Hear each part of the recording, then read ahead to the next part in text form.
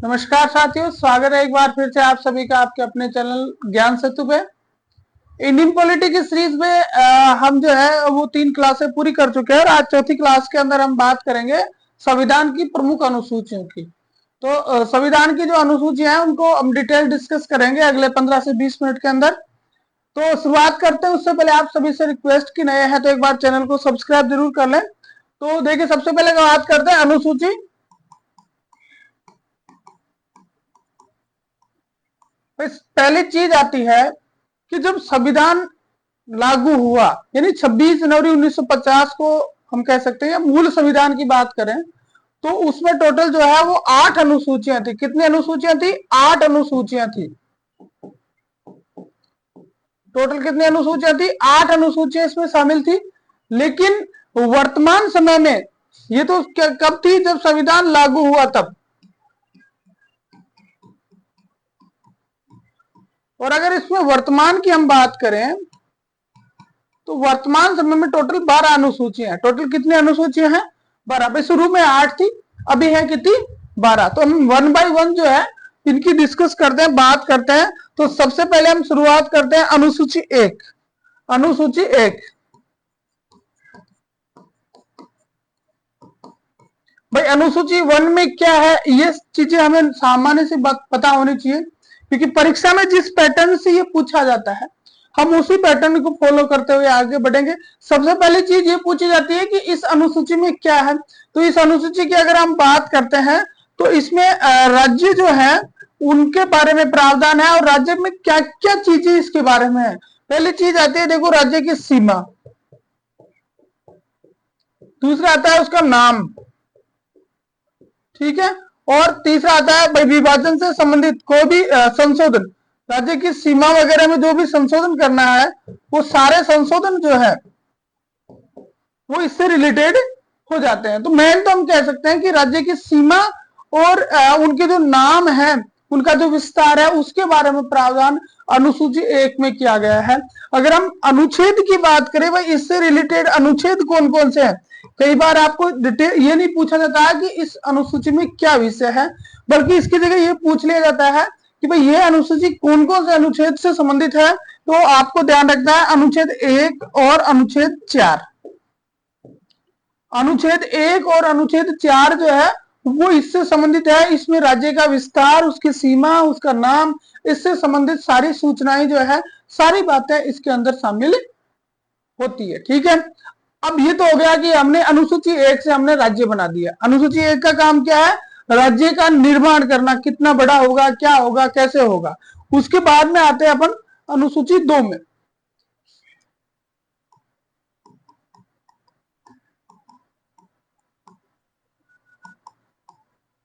अब देखो 2 में क्या है। 2 में आपको याद रखना है कि 2 के अंदर एक ही चीज है और वो है आपका वेतन। देखो, जब आपने राज्य बना लिया तो आप एक सिस्टम बना रहे हो और उस सिस्टम में कुछ फॉलो करना है तो आपको कार्मिकों की जरूरत है। आपको एक पूरी एक नौकरशाही है, या ये कहें कि पूरा एक सिस्टम की जरूरत है। तो बिना पैसे कोई काम नहीं करेगा। तो अनुसूची 2 जो है वो सबसे पहले पैसे की बात करते हैं। स्टार्ट ही हम पैसे से करेंगे, ठीक है। तो इसमें क्या आता है? वेतन, परिलब्धियां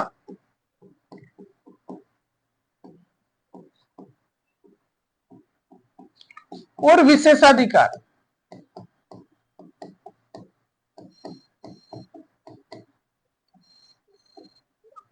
अनुसूची 2 में 3 चीजें याद रखनी है, वेतन, परिलब्धियां और विशेषाधिकार, ठीक है। अब यहां मोस्ट क्या हो जाता है कि भाई अनुसूची 2 के अंदर कौन कौन से जो लोग शामिल हैं जिनके वेतन, परिलब्धियों और विशेषाधिकारों की बात की जाती है। अब हम ऐसे तो ये कहते हैं कि भाई जैसे आप आरएस की तैयारी करो तो आरएस शामिल है, आरएस इसमें शामिल नहीं है, नौकरशाही इसमें शामिल नहीं है। तो कौन कौन इसमें शामिल है उसकी हम बात करेंगे। तो वो मैंने कई बार यही पूछा जाता है कि भाई इसमें कौन कौन शामिल है। तो देखिए, सबसे पहले राष्ट्रपति, सबसे पहले आपके राष्ट्रपति इसमें शामिल है, ठीक है। उसके बाद में उपराष्ट्रपति, सॉरी उपराष्ट्रपति नहीं आएंगे, राज्यपाल। अपन इसको 2 पार्ट में रखेंगे, पहला केंद्र, दूसरा राज्य। तो इस तरफ केंद्र को रखते हैं, इस तरफ राज्य रखते हैं। तो इधर राज्य में कौन होता है? राज्यपाल, ठीक है।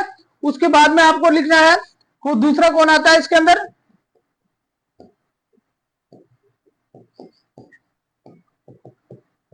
लोकसभा अध्यक्ष और उपाध्यक्ष। ठीक है, लोकसभा अध्यक्ष और उपाध्यक्ष। इसके अलावा लोकसभा के अलावा कौन होता है, राज्यसभा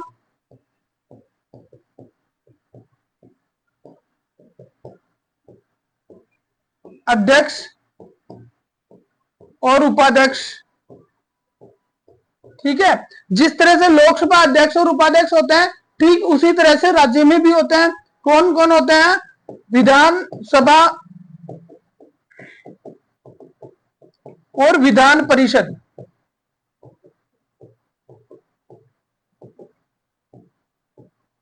दोनों के अध्यक्ष और उपाध्यक्ष।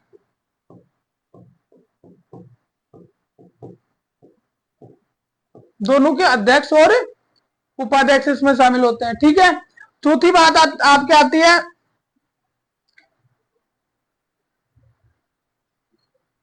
चौथा, अगली जो चीज इसमें है वो सर्वोच्च न्यायालय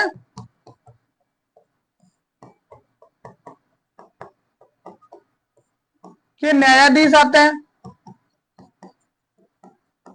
देखो याद रखना जरूरी है कौन कौन इसमें शामिल है। फिर अगर राज्य में देखें तो राज्य में कौन होता है, उच्च न्यायालय। इसमें मुख्य न्यायाधीश और अन्य न्यायाधीश दोनों शामिल है। ठीक है, उसके बाद में यहाँ पे आपको एक नाम और याद रखना है, कैग। कैग का वेतन भी इसके तहत ही आता है। तो भाई प्रश्न ये पूछा जाता है कि अनुसूची 2 के तहत वेतन परिलब्धियां और विशेषाधिकार जो प्रदान किए जा रहे हैं उसमें कौन कौन शामिल है। तो आपको याद रखना है कि भाई उसमें केंद्र की तरफ से तो ये सब शामिल है और राज्य की तरफ से ये सब शामिल है। अब यहाँ पे एक छोटी सी चीज आपको और ध्यान रखनी है कि जो ये वेतन जो दिया जाता है, ये जो वेतन मिलता है इनको, ये किससे मिलता है, तो इन सबको तो मिलता है भारत की संचित निधि से।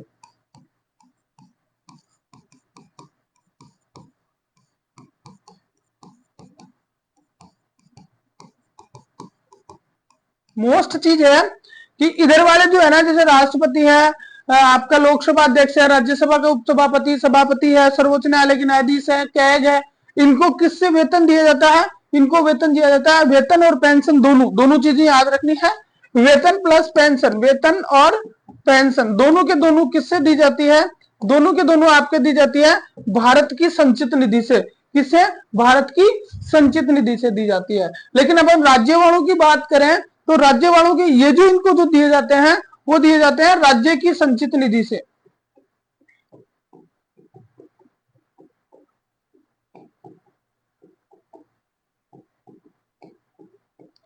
ठीक है, राज्य वालों को दिए जाते हैं राज्य की संचित निधि से। आपको एक छोटी सी चीज ध्यान रखनी है, वो क्या ध्यान रखनी है, देखो एक बार मैं आपको बताता हूं। 2 लोगों के नाम याद रखने हैं भाई, राज्यपाल और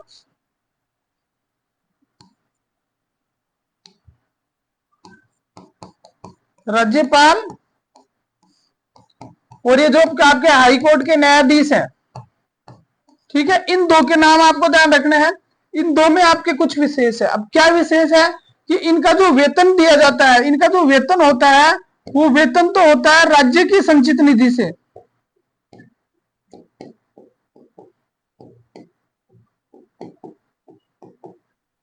इनका जो वेतन होता है वो किससे होता है, राज्य की संचित निधि से होता है। लेकिन इनकी जो पेंशन होती है भाई, ये दोनों कहाँ है, केंद्र के आदमी है लेकिन काम कहाँ करते हैं, स्टेट में करते हैं। इसलिए वेतन तो दे देंगे हम राज्य की संचित निधि से, और जो पेंशन दी जाती है, ये जो पेंशन दी जाती है वो दी जाती है आपके केंद्र की संचित निधि से।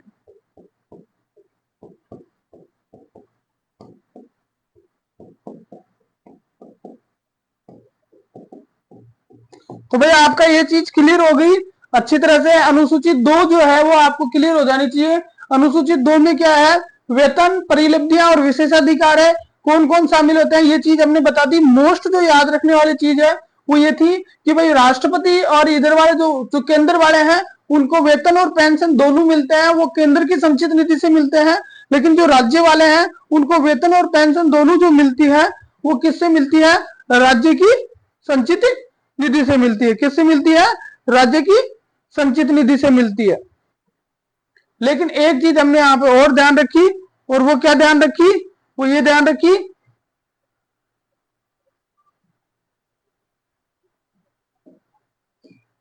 चला गया, ठीक है कोई बात नहीं। एक चीज हमने और ध्यान रखी कि राज्यपाल और हाईकोर्ट के जो न्यायाधीश होते हैं उनको जो वेतन मिलता है वो वेतन तो किससे मिलता है? वेतन तो आपका मिलता है राज्य की संचित निधि से, लेकिन पेंशन जो मिलती है वो किससे मिलती है? पेंशन मिलती है केंद्र की संचित निधि से। अब आते हैं आप नंबर 3,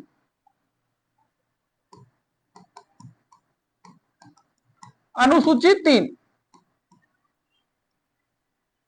अब अनुसूची 3 में क्या है? देखो, अनुसूची 3 में जैसे हमने पिछली बात करी वेतन की, ठीक उसी तरह से इसमें है आपके शपथ।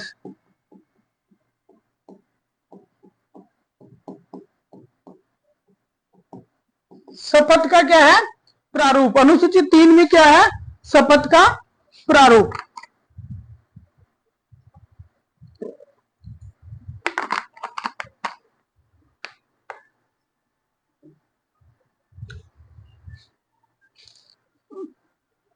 अब शपथ जो है वो कैसे कैसे होगा, कौन कौन लेगा?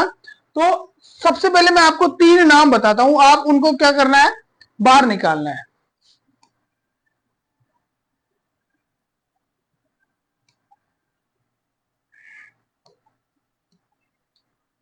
राष्ट्रपति, उपराष्ट्रपति, लोकसभा अध्यक्ष,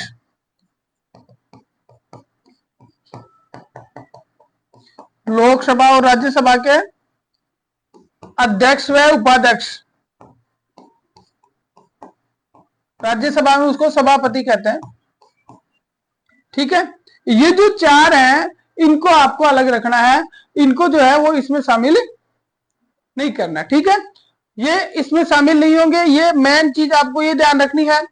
ये लोग जो हैं वो इसमें शामिल नहीं होते हैं, ये इसके तहत शपथ नहीं लेते हैं। मैंने ये पहले इसलिए बताई ताकि ये पता रहे कि भाई कौन कौन लोग इसमें शपथ लेते हैं, ये क्यों नहीं लेते हैं, इसकी हम अभी बात कर लेंगे, ठीक है। अब सबसे पहली चीज आपको ध्यान रखनी है कि भाई शपथ का प्रारूप है तो कौन कौन जो है वो इसके तहत शपथ लेता है। तो सबसे पहले तो आपके प्रधानमंत्री कर लो, ठीक है। सभी सांसद जो है उनके प्रारूप इसके अंदर है। सभी विधायक जो है विधायकों के प्रारूप इसके अंदर है। इसके अलावा केंद्र व राज्य के मंत्री, केंद्र व राज्य के मंत्री, ठीक है। इन सभी का जो प्रावधान है वो इसके अंतर्गत किया गया। अब हम बात करेंगे इस अनुसूची 3 में ये जो मैंने इधर नाम लिखे उनकी। तो भाई राष्ट्रपति जो है और उपराष्ट्रपति है और लोकसभा अध्यक्ष वगैरह, ये तीनों का प्रारूप अनुसूची 3 में नहीं है।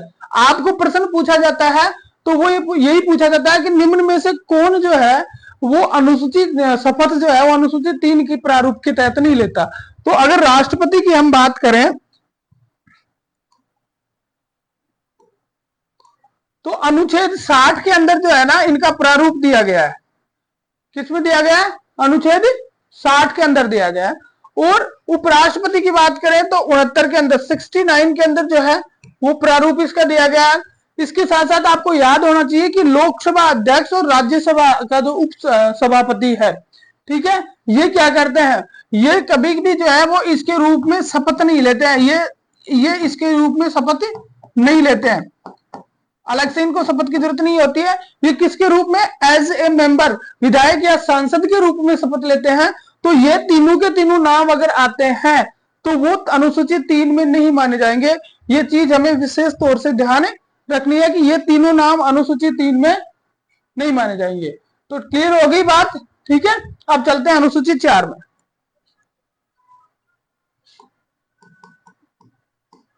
अनुसूची 4, अनुसूची 4 में क्या है?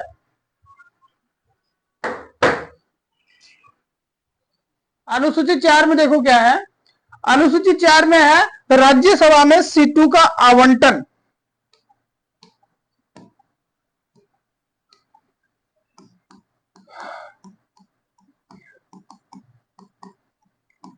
राज्यसभा में सीटों का आवंटन, ठीक है। अनुसूचित देखो, एक में हमने क्या किया, राज्य की सीमाएं उनका विस्तार उससे संबंधित है। 2 में हमने क्या किया कि विभिन्न अधिकारी जो है उनके वेतन, परिलब्धियां और विशेष अधिकारों से संबंधित है। 3 में हमने क्या किया कि विभिन्न जो है ना उनके क्या है शपथ से संबंधित है। और चौथा अब आ गया आपका, चौथी आपकी क्या आ गई, चौथी आपकी अनुसूची आ गई राज्यसभा में सीटों का आवंटन। अब सबसे पहले तो कुल सीटों की बात करेंगे, भाई राज्यसभा में कुल सीटें कितनी है, तो भाई कुल है वो हो सकती है अधिकतम 250। अधिकतम सीटें राज्यसभा में कितनी हो सकती है, 250 हो सकती है। तो वर्तमान में कितनी है, तो वर्तमान में ये 250 जो सीटें हो सकती है उनकी जगह 245 है। वर्तमान में कितनी है, 245। याद रखने वाली चीज है, टोटल कितनी हो सकती है, अधिकतम 250 हो सकती है। किस अनुसूची में प्रावधान किया, अनुसूची 4 में। अनुसूची 4 में इसका प्रोविजन है, ठीक है। अनुच्छेद भी याद रख लो, इससे संबंधित जो अनुच्छेद है वो अनुच्छेद है आपका 4। अनुच्छेद 4 में इसका प्रावधान है, ठीक है। तो कितने हो सकते हैं, 245 अधिकतम हो सकते हैं। अब 245 को भी इन्होंने 2 पार्ट में डिवाइड आप कर सकते हो। ये जो 245 है ये 2 पार्ट में है। 2 पार्ट में कैसे है, एक तरफ आपके आ जाएंगे राज्य और दूसरी तरफ आपके आ जाएंगे यूटीज, ठीक है। राज्यों की बात करते हैं तो राज्यों के लिए सॉरी एक तरफ आएंगे मनोनयन,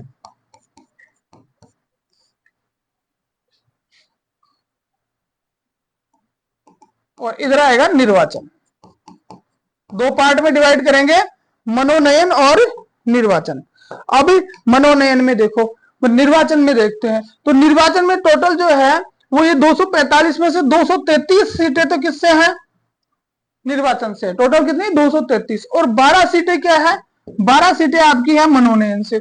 अब पहले मनोनयन पे बात कर लेते हैं कि भाई जो राष्ट्रपति है, मनोनयन कौन करता है, राष्ट्रपति करते हैं। राज्यसभा में राष्ट्रपति कितने लोगों का मनोनयन करते हैं, 12 लोगों का मनोनयन करते हैं, जो कला, साहित्य, विज्ञान यानी विभिन्न विषयों में पारंगत होते हैं, जो सीधे चुनाव का सामना नहीं कर सकते, ऐसे लोगों के लिए 12 लोगों के मनोनयन का प्रावधान है। अनुच्छेद आपको याद रखना है, किस अनुच्छेद के तहत करते हैं, तो अनुच्छेद 80 के तहत जो है वो इनका मनोनयन करने का प्रावधान यहाँ पे दिया गया। अनुच्छेद 80 के तहत, अनुच्छेद 80 के तहत मनोनयन का प्रोविजन इसके अंदर दिया गया, ठीक है। तो 80 के तहत 12 लोगों को चयनित कर देंगे। फिर इधर 233 में आते हैं। 233 की अगर हम बात करें तो इनको 2 पार्ट में बांटते हैं। पहला जो है इसमें आएगा आपका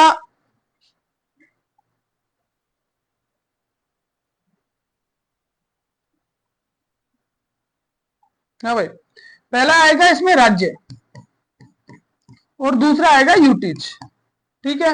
राज्य की हम बात करें तो 233 में से 225 सीटें राज्यों के पक्ष में है, और यूटीज की बात करें तो 8 सीटें जो है वो संघ शासित प्रदेश यूटीज में से ली जाती हैं। अब 225 और 8 देखो 250 से चले, ठीक है।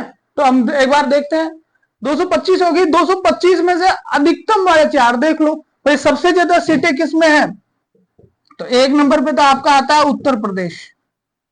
सर्वाधिक सीटें किसमें है, उत्तर प्रदेश में। 2 नंबर पे आता है आपका महाराष्ट्र।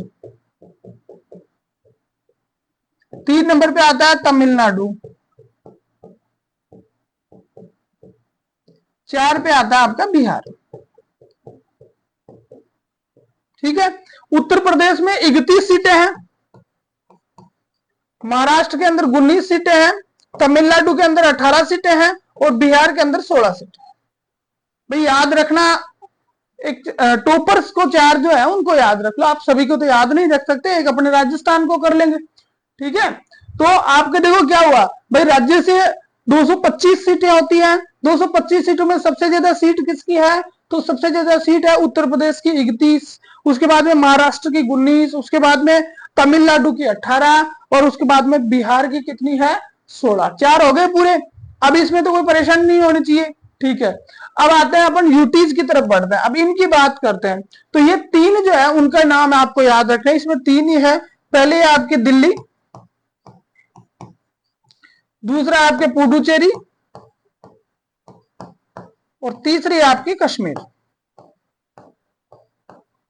ठीक है, जे एंड के।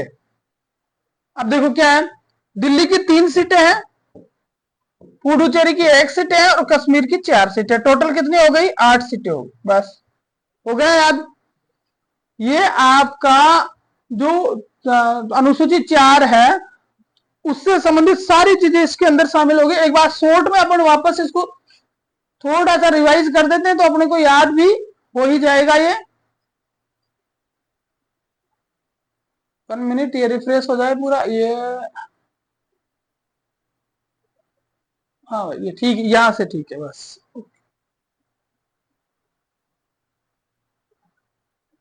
देखो अनुसूची 4 किससे संबंधित है? भाई अनुसूची 4 है राज्यसभा में सीटों का आवंटन, इससे संबंधित है। ठीक है जी। अनुसूची अनुच्छेद कौन सा? 4 है। अब राज्यसभा में सीटों की बात करते हैं, टोटल हो सकती है अधिकतम 250। वर्तमान में कितनी है? 245। 245 को 2 पार्ट में हमने डिवाइड किया। एक तरफ निर्वाचन होता है, एक तरफ मनोनयन होता है। पहले मनोनयन की बात कर ली। निर्वाचन में 233 सीटें हैं, मनोनयन में 12 सीटें हैं। मनोनयन की बात करें तो राष्ट्रपति करता है। कला, साहित्य, विज्ञान, सहकारिता के क्षेत्र में जो उत्कृष्ट कार्य करने वाले लोग हैं, ऐसे 12 लोगों को मनोनीत कर सकता है। और अनुच्छेद 80 में इस चीज का क्या है? प्रावधान है। ठीक है, हो जाएगा ये तो। फिर उसके बाद में आते हैं निर्वाचन पे। निर्वाचन की हम बात करें तो 233 सीटें होती है निर्वाचन में। भाई 233 सीटें हैं, उनमें से 225 तो राज्यों से भरी जाएंगी और 8 सीटें जो है वो संघ शासित प्रदेशों से भरी जाएंगी, यानी यूटीज से भरी जाती है। अब ये जो 233 है, 225 सीटें हैं, उनमें से टॉप जो 4 है जिसमें सर्वाधिक है उनको याद कर लेते हैं। तो उत्तर प्रदेश में 31 है, महाराष्ट्र में 19 है, आपके तमिलनाडु में 18 है और बिहार में 16 है। ये भी चीज क्लियर होगी। अगर हम यूटीज की बात करें तो यूटीज तो 3 के ही प्रतिनिधित्व दिया गया है। तो 3 कौन कौन से हैं?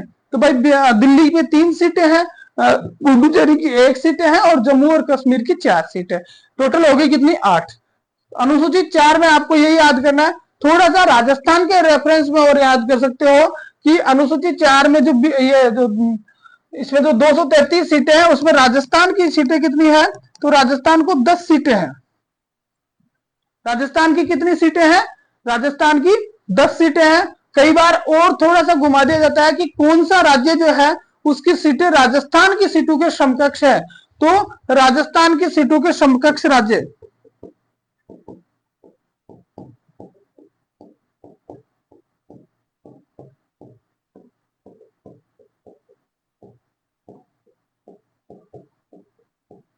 वो आपको याद रखना, ओडिशा।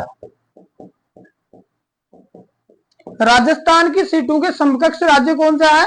तो वो ओडिशा है। ये भी याद रखना है। कई बार और भी आगे बढ़ के पूछ लिया जाता है कि प्रथम राजस्थानी जो राज्यसभा में मनोनीत हुए थे, प्रथम राजस्थानी, देखो फैक्ट साथ में याद रखना जरूरी है। तो नारायण सिंह माणकलाव, नारायण सिंह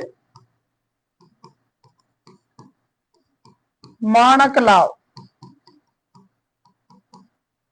अनुसूचित 4 हो गई। मेरे हिसाब से अनुसूचित 4 जो है उसमें कोई परेशानी नहीं होनी चाहिए। और अनुसूचित 4 में इससे अतिरिक्त कोई पूछे जाने की गुंजाइश भी नहीं होती है। ठीक है, तो आपने अब तक जो है वो टोटल कितनी अनुसूचियां पूरी करी? अनुसूची 1 की उसमें 2, 3 और 4 हो गई। भाई अब चलते हैं अनुसूची 5 में।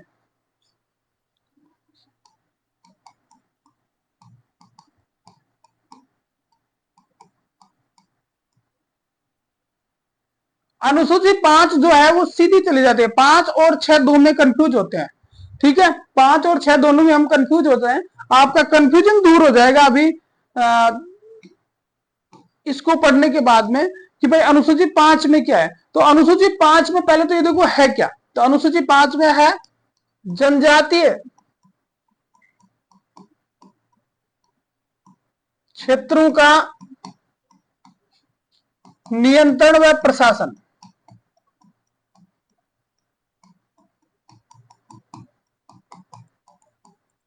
जनजातीय क्षेत्रों का नियंत्रण और प्रशासन, ठीक है।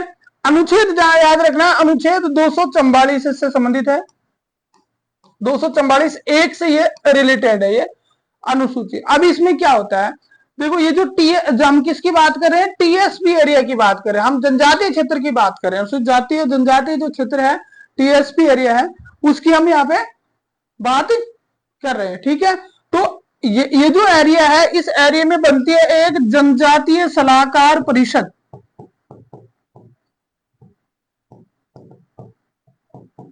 क्या बनती है, जनजातीय सलाहकार परिषद का होता है इसमें गठन इस एरिया में।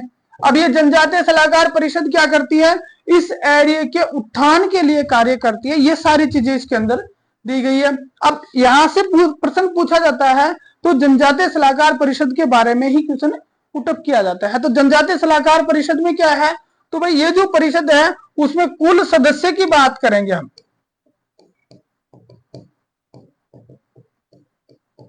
जनजातीय सलाहकार परिषद में टोटल मेंबर कितने होते हैं, तो इसमें 20 सदस्य होते हैं। कितने होते हैं, 20 सदस्य होते हैं। अब इसका गठन कैसे होता है, तो गठन की बात करें तो इसका जो गठन है वो कौन करते हैं, राष्ट्रपति करते हैं, राष्ट्रपति करते हैं और राज्यपाल के परामर्श से।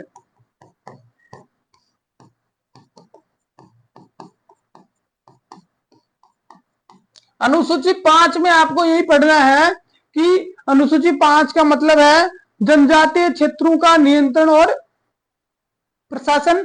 इसमें अनुच्छेद 244 शामिल है और अनुजातीय सलाहकार परिषद का जो गठन होता है वो राष्ट्रपति द्वारा किया जाता है, राज्यपाल के परामर्श से। 20 मेंबर इसके अंदर होते हैं, ठीक है। और ये जो 20 सदस्य होते हैं, इन 20 में से 2/3 सदस्य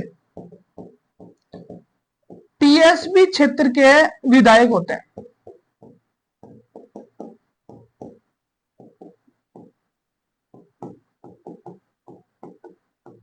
आगे समझ में भाई, इसमें से 2/3 मेंबर्स होते हैं वो टीएसपी एरिया के विधायक जो हैं वो इसके अंदर शामिल होते हैं, ठीक है।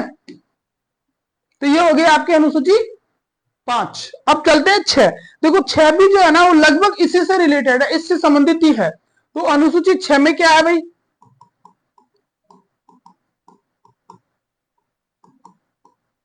अनुसूची 6, अनुसूची 6 की बात करेंगे तो अनुसूची 6 के अंदर जो है वो टीएसपी एरिया से संबंधित बात है।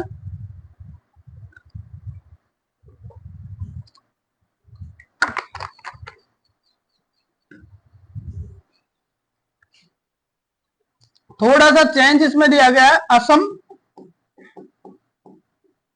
त्रिपुरा, मेघालय और मिजोरम, इन 4 राज्यों को आप याद रखो। असम, त्रिपुरा, मेघालय और मिजोरम, ये जो 4 राज्य हैं, इन 4 राज्यों के जो जनजातीय क्षेत्र हैं, इन 4 राज्यों के जनजातीय क्षेत्रों का नियंत्रण,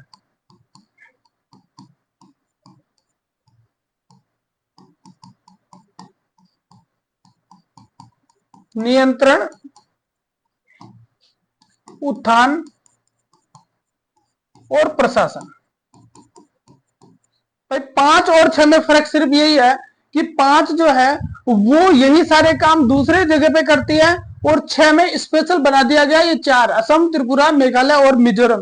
पहली चीज तो ये चारों याद होनी चाहिए, क्यों, क्योंकि ये पूछ लिया जाता है कि अनुसूची 6 से, शेड्यूल 6 से संबंधित कौन सा है। अनुच्छेद की अगर हम बात करें तो इसका जो अनुच्छेद है वो है वही आपका 244(1) और अनुच्छेद 275। ये 2 अनुच्छेद जो है वो इससे संबंधित है, अनुसूची 6 से संबंधित है, 244(1) और 275। 275 में अनुदान से रिलेटेड चीज है, वैदिक अनुदान, विवेकाधीन अनुदान, इस तरह की चीजें आती है। ये जब आगे अपन जाएंगे तो पढ़ेंगे इन सारी चीजों को, ठीक है। अब इसमें क्या होता है, वहां हमने क्या बनाई थी, देखो अनुसूची 5 में हमने क्या बनाई थी, जनजातीय सलाहकार परिषद। और यहां क्या बनती है, यहां आपके बनती है एक ऐसी ही मीटिंग बनती है, ऐसी ही बैठक बनती है जिसको कहते हैं स्वायत्त जिला परिषद। वहां तो बनती थी जनजातीय सलाहकार परिषद और यहां बनती है स्वायत्त जिला परिषद। अब इसके गठन की बात करेंगे हम, तो सबसे पहले तो आपको ध्यान रखना है कि इसका गठन जो है वो राष्ट्रपति नहीं करता है, इसका गठन कौन करता है? राज्यपाल द्वारा किया जाता है। ठीक है, इसके अंदर सदस्यों की अगर हम बात करें तो भाई इसके अंदर सदस्य होते हैं टोटल 30। कितने सदस्य होते हैं? 30। देखिए जनजातीय सलाहकार परिषद का गठन किसने किया? राष्ट्रपति ने किया, राज्यपाल के परामर्श पे किया। सदस्य होते हैं 20। ठीक है, लेकिन ये जो है इसका जो गठन है, इसका गठन किसके द्वारा किया गया? इसका गठन किया गया राज्यपाल के द्वारा। किसके द्वारा? राज्यपाल के द्वारा। और सदस्य होते हैं टोटल कितने? 30। और ये जो 30 होते हैं, इस 30 को दो पार्ट में डिवाइड किया जाता है। एक होते हैं निर्वाचित, एक होते हैं मनोनीत।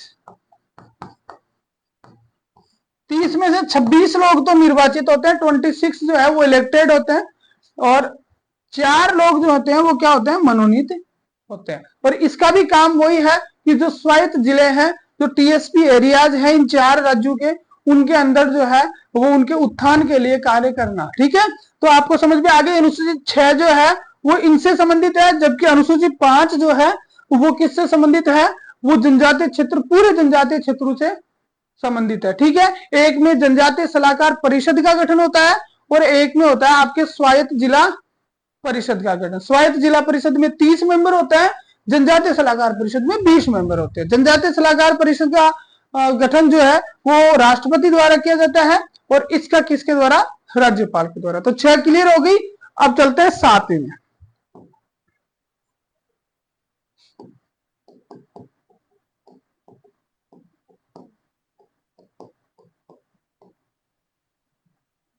अनुसूची 7। अनुसूची 7 की बात करें, बहुत ही महत्वपूर्ण है। केंद्र एवं राज्य के बीच, केंद्र एवं राज्य में शक्तियों का बंटवारा।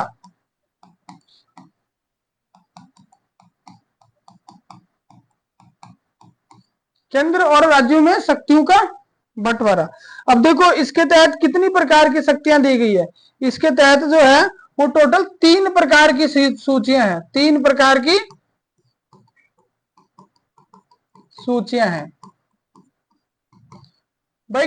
कुछ पावर्स जो हैं वो केंद्र को दिए गए हैं, कुछ पावर्स जो है राज्य को दिए गए हैं, कुछ पावर्स दोनों में डिवाइड किए गए, और इस आधार पे 3 प्रकार की सूचियां जो है वो बनाई गई है। 3 प्रकार की कौन कौन सी है? सबसे पहले देखते हैं संघ सूची, दूसरी है आपकी राज्य सूची, और तीसरी है आपकी समवर्ती सूची।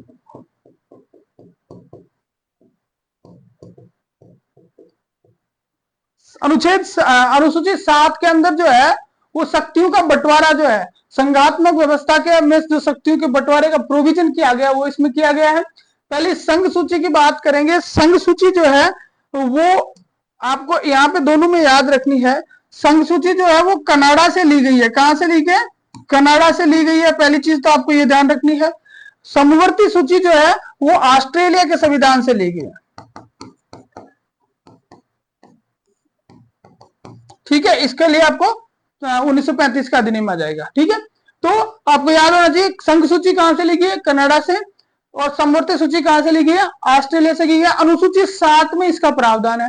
अब इसमें कितने विषय हैं जो संघ के पक्ष में है, कितने राज्य में है और कितने समवर्ती सूची में डाले गए? पहले कानून की बात करते हैं।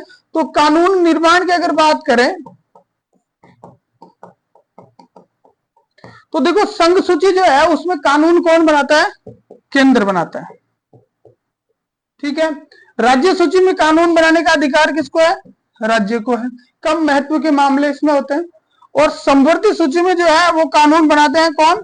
दोनों बनाते हैं, लेकिन अगर टकराव हो जाता है तो टकराव होने पर केंद्र का जो कानून होता है वो मान्य होता है।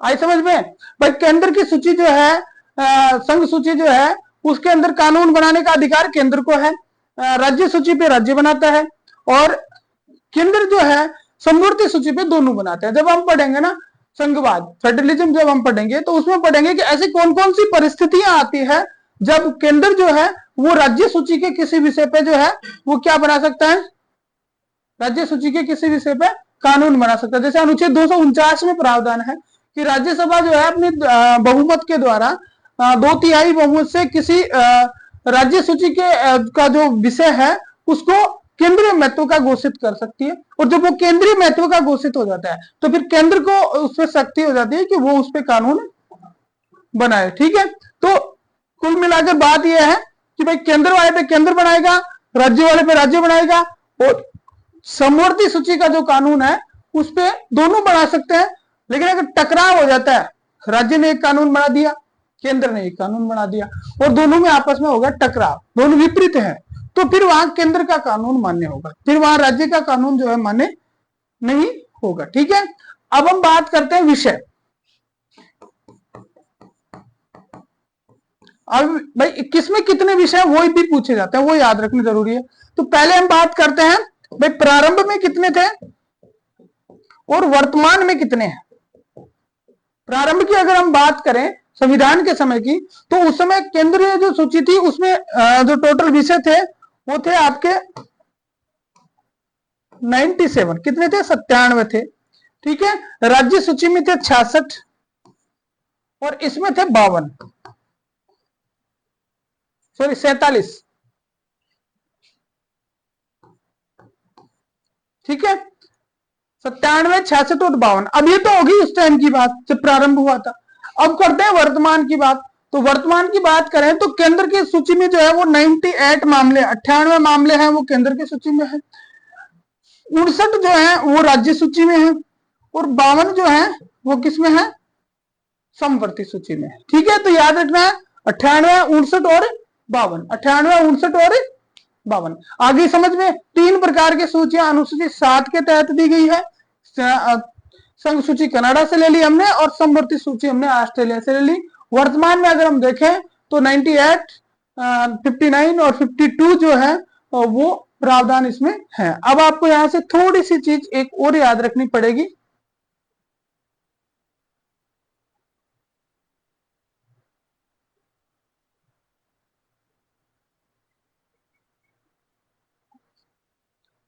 हाँ भाई, 42वां संविधान संशोधन, ये आपको याद रखना पड़ेगा इसके संबंध में।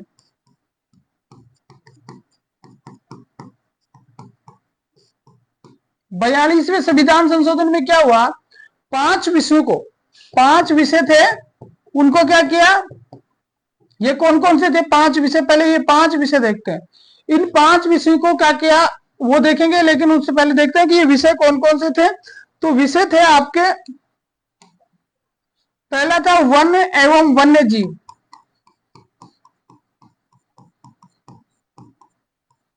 दूसरा था आपका शिक्षा, तीसरा था बाट एवं मापतोल,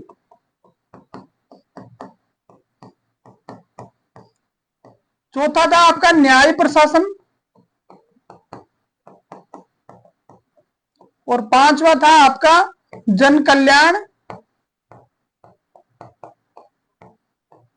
एवं परिवार नियोजन।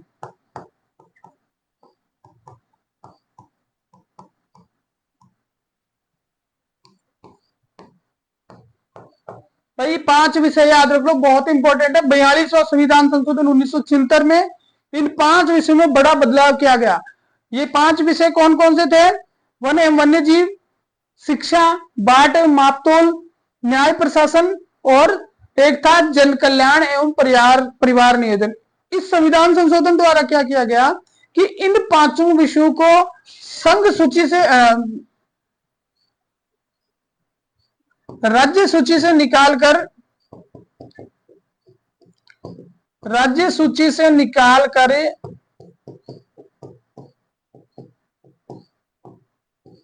समवर्ती सूची में डाल दिया गया।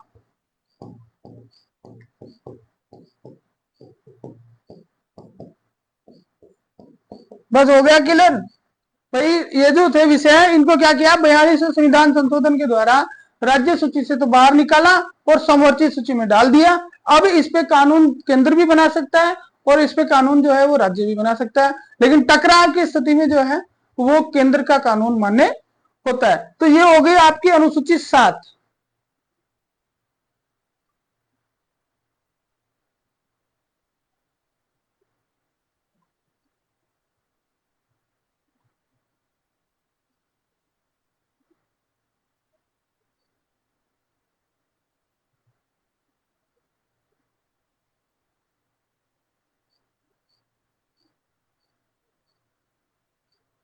अनुसूची 7 हो गई,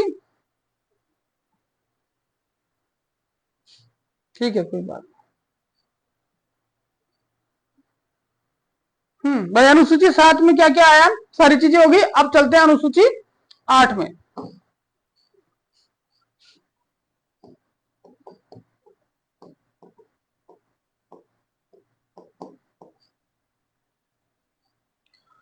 अनुसूची 8 जो है उसमें क्या है, भाषाओं का उल्लेख है।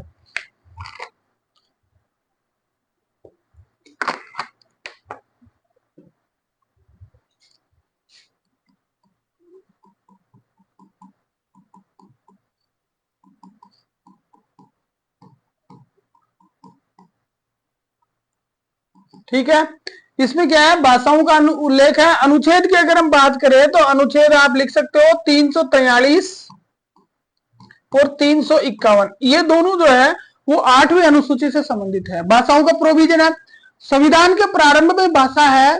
संविधान का जब प्रारंभ हुआ,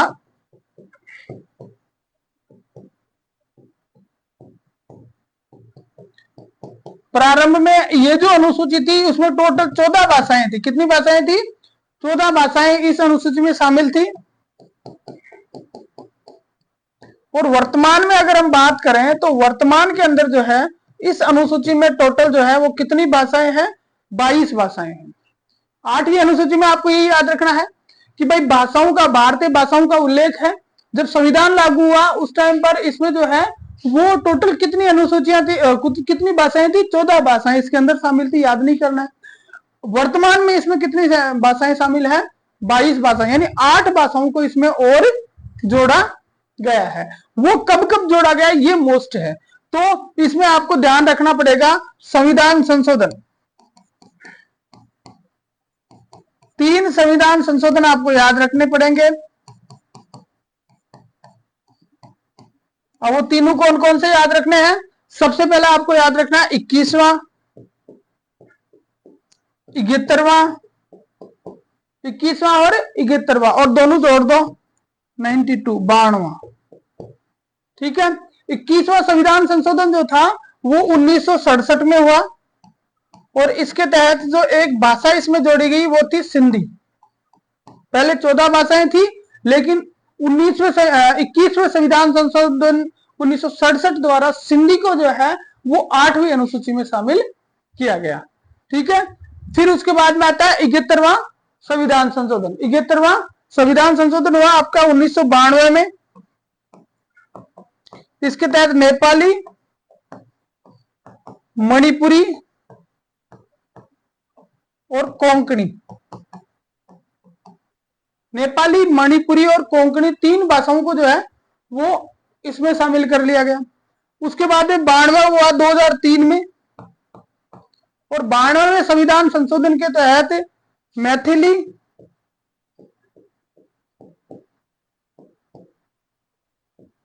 डोगरी, संथाली और बोडो, ये जो भाषाएं थी इनको शामिल कर लिया गया। तो इस तरह से टोटल कितनी भाषाएं होगी, टोटल हो गई आपके 14 से बढ़ के 22 भाषाएं होगी। याद रखना है 21वां, 71वां और 92वां, ये 3 संविधान संशोधन जो है वो किससे संबंधित है, अनुसूची 8 से संबंधित है, जिसके तहत विभिन्न भाषाओं को जो है वो राजभाषा का दर्जा देते हैं, उसके अंदर 8वीं अनुसूची में शामिल किया गया। अभी वर्तमान में ये ज्यादा प्रकरण प्रचलित है, उसका कारण क्या है, राजस्थानी भाषा।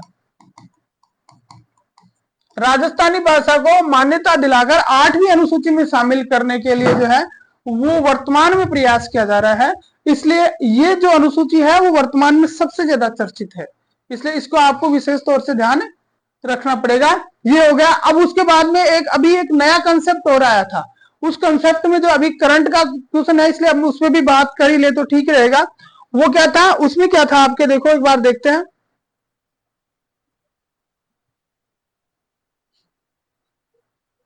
वो 8वीं अनुसूची से संबंधित नहीं है लेकिन भाषाओं से रिलेटेड है।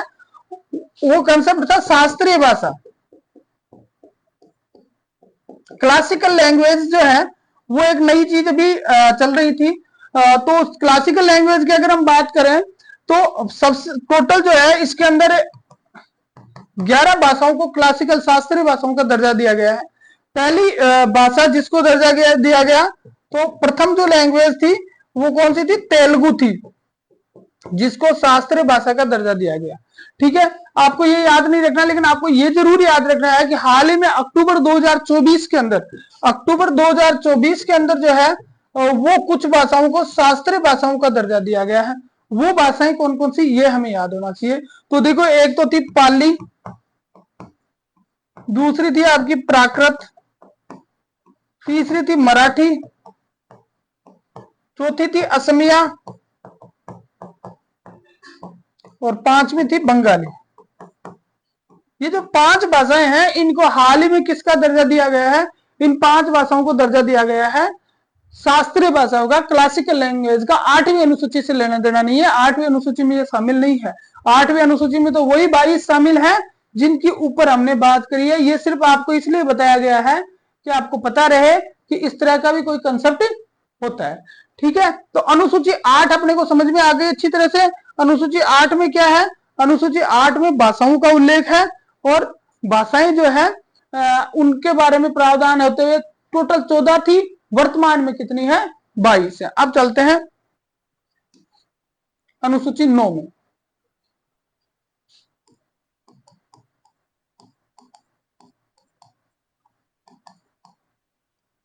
ठीक है, अनुसूची 9 जो है, अनुसूची 9 से संबंधित पहले तो एक अनुच्छेद याद रखो, 31B। कौन सा अनुच्छेद था, 31B। ठीक है, भूमि सुधार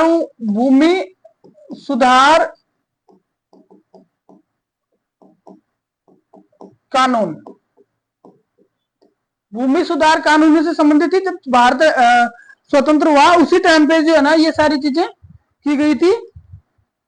तो भूमि सुधार जो कानून थे उनसे संबंधित ये आपकी थी। अब इसमें क्या है, 31B के तहत क्या था, देखो अब भूमि सुधार कानून जो है उनको क्या था, संरक्षण।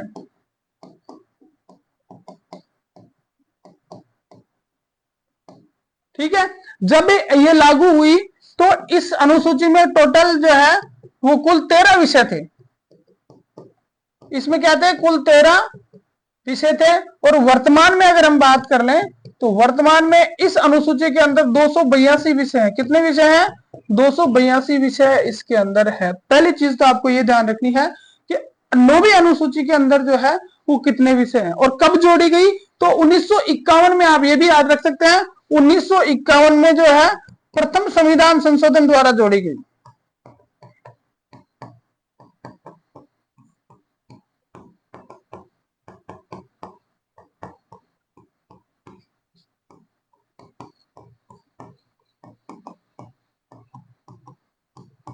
प्रथम संविधान संशोधन के द्वारा जो है इसको जोड़ा गया 1951 में। टोटल 13 विषय थे स्टार्ट में, वर्तमान में 282 विषय है। अब इसमें था क्या वो देखो, कि जो भूमि सुधार कानून जो सरकार ला रही थी उनको संरक्षण प्राप्त था, यानी इनकी न्यायिक समीक्षा नहीं हो सकती थी, न्यायिक समीक्षा का प्रावधान नहीं था। सरकार ने जो कर दिया वो फाइनल, वो कोर्ट नहीं ले जा सकते थे, कोर्ट में जो है उसको चैलेंज नहीं किया जा सकता था। ठीक है, ये जो है वो एक कानून था। लेकिन एक वाद जो है वो आपको याद रखना वो पड़ेगा, IR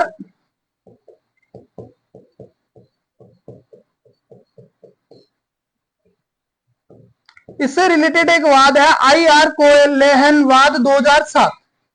IR कोलेहन वाद 2007, इसमें ये जो वाद था इसमें 9 जज जो है उनकी बेंच थी, और 9 जजों की बेंच जो थी उसके अध्यक्ष जो थे वो अध्यक्ष थे वाई के सब्बरवाल। वाई के सब्बरवाल, ये सारी चीजें याद रखना जरूरी है। सब्बरवाल, ठीक है, ये वाई के सब्बरवाल जो है वो इनके अध्यक्ष थे। देखो 3 चीजें याद रखनी है भाई। IR कोलैनवाद 2007 जो है उसका संबंध किससे है? तो अनुसूची 9 से है, ठीक है।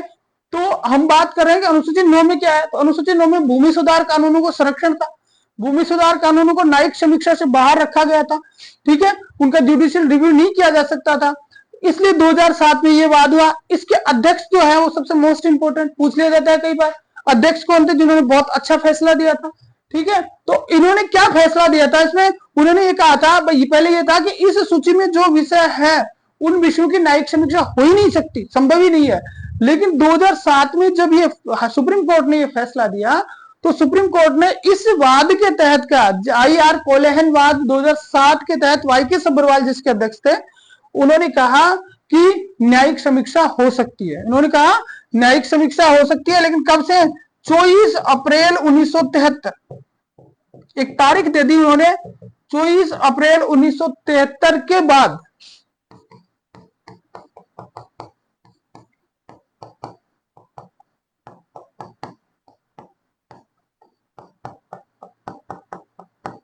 कि न्यायिक समीक्षा हो सकती है।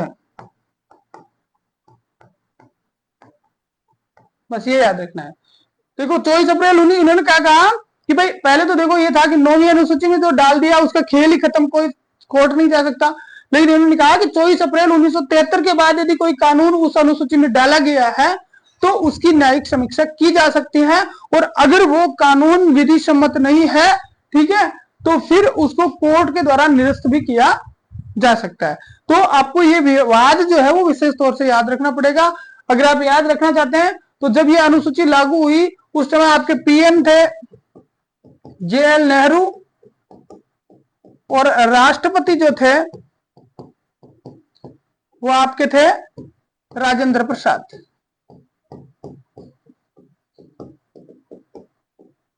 ठीक है, 24 अप्रैल 1973 तारीख क्यों दी? ये उस दिन तारीख इसलिए दी थी क्योंकि ये जो केशवानंद भारती मामला था ना 1973 का, जिसमें संविधान के मूल ढांचे का प्रावधान आया, उस 1973 के केशवानंद भारती मामले की तारीख थी, और ये उसमें यह कहा गया था कि मूल ढांचे में संशोधन अगर करने वाला कोई मूल ढांचे को जो है वो किसी तरह से प्रभावित नहीं किया जा सकता, और उसी तारीख को मानते हुए इन्होंने ये निर्णय दिया कि 9वीं अनुसूची में जो शामिल है, अगर वो 24 अप्रैल 1973 के बाद शामिल किया गया है तो उसकी न्यायिक समीक्षा की जा सकती है। ठीक है, उसके बाद में आते हैं 10वीं अनुसूची।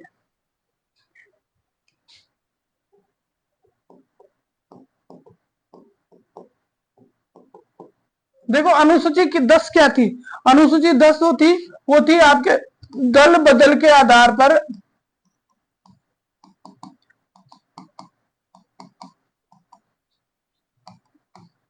निरर्हता।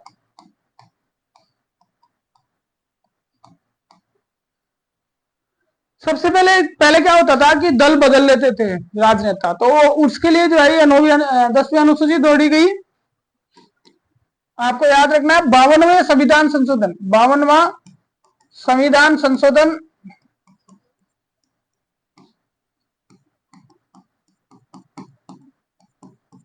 1985, 52वां संविधान संशोधन 1985 के द्वारा इसको जोड़ा गया है। पहली चीज आपको ये ध्यान रखनी है। अब इसमें यह था कि कोई व्यक्ति अगर दल बदल लेता है, अगर कोई व्यक्ति दल बदलता है तो उसको अयोग्य घोषित कर दिया जाएगा। उसके लिए क्या क्या प्रोविजन उसमें थे? भाई किसी व्यक्ति को कब अयोग्य घोषित किया जाएगा? तो सबसे पहले तो किसी दल के सदस्य की बात करते हैं। कोई दल का सदस्य है उसको अयोग्य घोषित किया जा सकता है, लेकिन कब किया जा सकता है? पहला ये पहली बात ये थी कि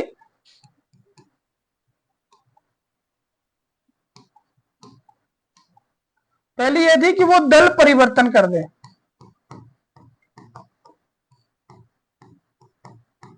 कोई व्यक्ति एक दल से जो है वो निर्वाचित हुआ है और उसको छोड़ के दूसरे दल में शामिल हो जाए तो उसकी सदस्यता समाप्त हो जाएगी। ठीक है, दूसरा जो है वो इसके अंदर था कि के विहिप का पालन नहीं करे,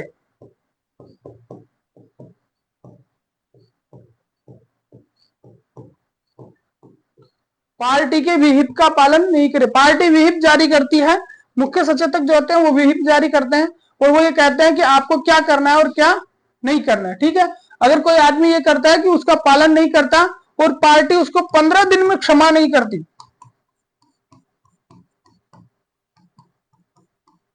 क्षमा नहीं करती है, तो उसकी सदस्यता समाप्त हो जाती है। ठीक है, विहिप का पालन नहीं करता है, पार्टी ने उसको विहिप का नोटिस दे दिया, 15 दिन में उसको माफ नहीं किया, तो सदन से उसकी सदस्यता समाप्त मानी जाएगी। ठीक है, उसके बाद में तीसरे नंबर पे उसके बाद में आपके आता है कि अगर 2/3 2/3 से कम सदस्य किसी अन्य पार्टी में शामिल हो जाएं,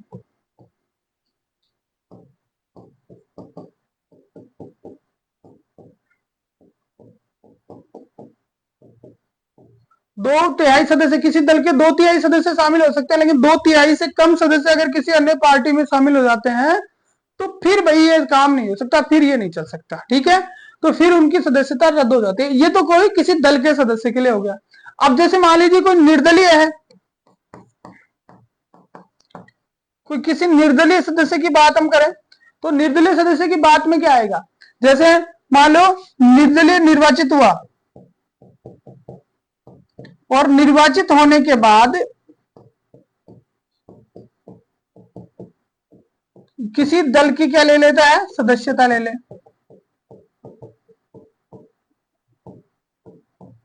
कोई निर्दलीय सदस्य निर्वाचित हो गया और निर्वाचित होने के बाद किसी दल का सदस्य बन गया, उसकी सदस्यता जो है वो समाप्त हो जाएगी, वो सदस्यता नहीं ले सकता। ठीक है, और एक होता है मनोनीत। मनोनीत सदस्य जो है वो क्या कर सकता है, 6 माह तक सदस्यता ले सकता है, 6 माह तक तो वो सदस्यता ले सकता है।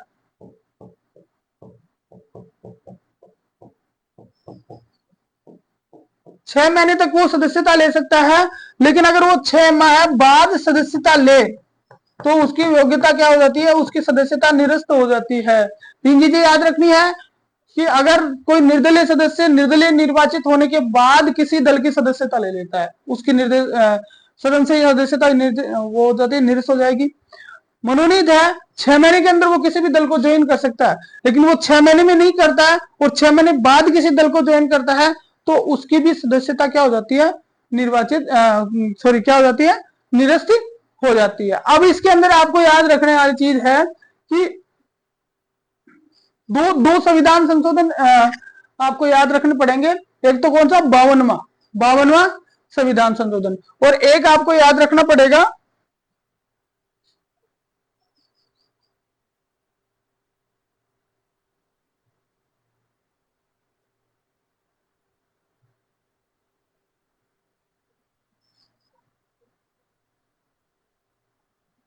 इक्यानवेवां संविधान संशोधन।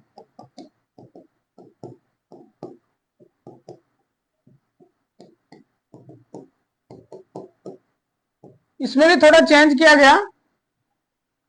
क्या चेंज किया गया, देखो 91वें संविधान संशोधन में ये कहा गया कि किसी दल के जो है 1/3 सदस्य नया दल बना सकते हैं।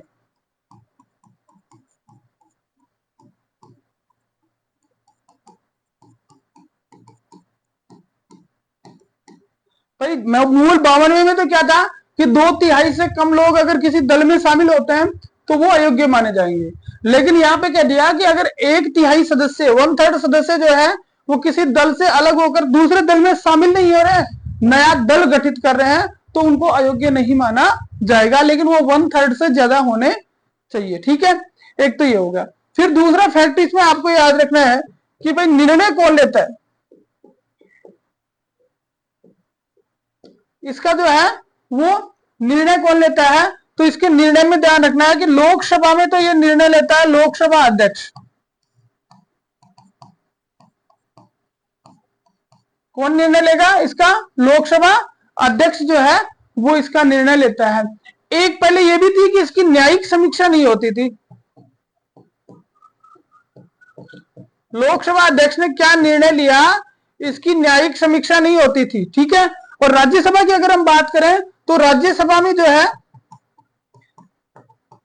सभापति नहीं लेकर उप सभापति लेता है इसका निर्णय, ठीक है। न्यायिक समीक्षा इसकी नहीं हो सकती थी। तो आपको यहां पर एक वाद याद करना पड़ेगा। एक वाद था कि हो तो होलोहन बनाम जाचिल्लूवाद 1992, ठीक है, 92-93 था। क्यों तो होलोहन बनाम जाचिल्लूवाद 1992-93 में सुप्रीम कोर्ट ने निर्णय दिया कि इनका जो निर्णय है उसकी न्यायिक समीक्षा हो सकती है, उनकी न्यायिक समीक्षा की जा सकती है। पहले न्यायिक समीक्षा का प्रावधान नहीं था कि अध्यक्ष ने और उपसभापति ने जो कर दिया फाइनल है, उसको कोई चैलेंज नहीं कर सकता। लेकिन उन्होंने कह दिया कि हो तो होलोहन बनाम जाचिल्लूवाद 1992 में यह कहा गया कि भाई अध्यक्ष ने जो निर्णय लिया ना उसकी क्या हो सकती है, न्यायिक समीक्षा हो सकती है। अगर वो कानून के विपरीत पाया जाता है, संविधान के विपरीत पाया जाता है, तो इस निर्णय को निरस्त भी किया जा सकता है। यानी किसी मेंबर को अगर अध्यक्ष ने जो है वो अयोग्य घोषित कर दिया है तो वो जो है वो क्या हो सकता है, तो वो कोर्ट जा सकता है। तो ये हो गई आपकी 10वीं अनुसूची।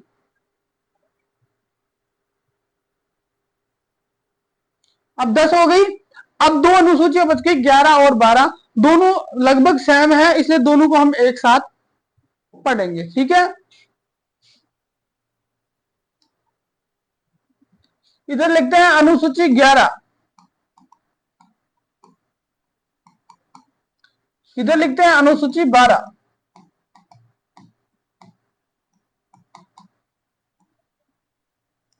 इधर अनुसूची 11 और इधर अनुसूची 12। सबसे पहले आपको ध्यान रखना है, ये लागू हुई 73वां संविधान संशोधन। 73वें संविधान संशोधन के द्वारा लागू हुई। और ये जो अनुसूची थी ये 74वें संविधान संशोधन द्वारा लागू हुई। पहले तो ये याद रखनी पहली चीज। तो दूसरी चीज ये याद रखनी कि ये जो अनुसूची है ये 11वीं, ये पंचायती राज से संबंधित है। इसका संबंध किससे है, पंचायती राज से है। और इसका है नगरीय स्वायत्त शासी संस्थाओं, नगरीय स्वायत्त शासी संस्थाओं से।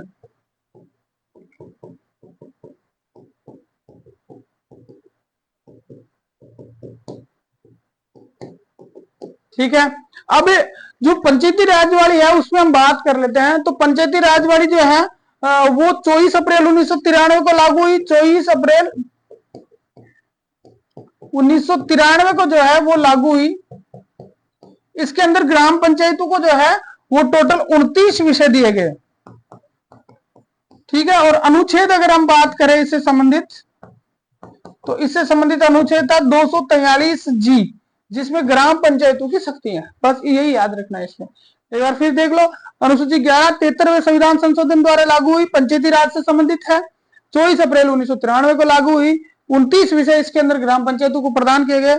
अनुच्छेद 243 जी जो है इसके तहत इसमें आपको ये अनुच्छेद शक्तियां ग्राम पंचायतों को दी गई है। अब आ जाते हैं हम अनुसूची 12 में। एक तो मैं आपको ये बता दूं कि ये जो सारी जो पीपीटी जो अपनी क्रिएट हो रही है, ये आपने जो है वो ऐप ज्ञान सेतु पे अपलोड की जा रही है। तो वहां से आप जो है वो फ्री स्टडी कंटेंट के अंदर जाके और ये आप वहां से ये नोट्स उतार सकते हो ताकि आपके शॉर्ट नोट्स अच्छे बन जाए, ठीक है।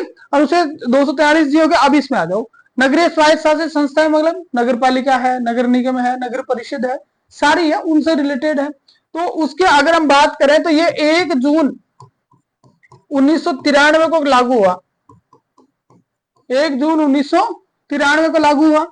और इसके अंदर जो है वो टोटल 18 विषय, इन नगरीय स्वायत्त शासित संस्थाओं के लिए कितने विषय प्रदान किए गए, 18 विषय प्रदान किए गए। और अनुच्छेद की अगर हम बात करें तो इससे संबंधित अनुच्छेद है वो है 243 डब्ल्यू, ठीक है। तो ये हो गई आपकी 12 अनुसूचियां पूरी। भाई आपका संविधान का भाग भी हो गया, आपके संविधान के अनुसूचियां भी हो गई, प्रस्तावना भी हो गई, संविधान सभा भी हो गई, चारों हो गए। तो नेक्स्ट क्लास जो हम लेंगे उस क्लास के अंदर हम प्रस्तावना संविधान सभा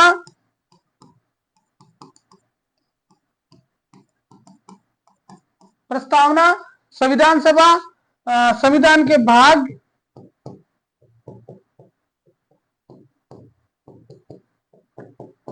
और अनुसूचियां।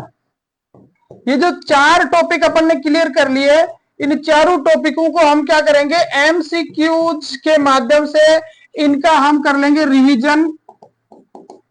और रिवीजन भी कब करेंगे, रिवीजन करेंगे भाई संडे को ही, ठीक है।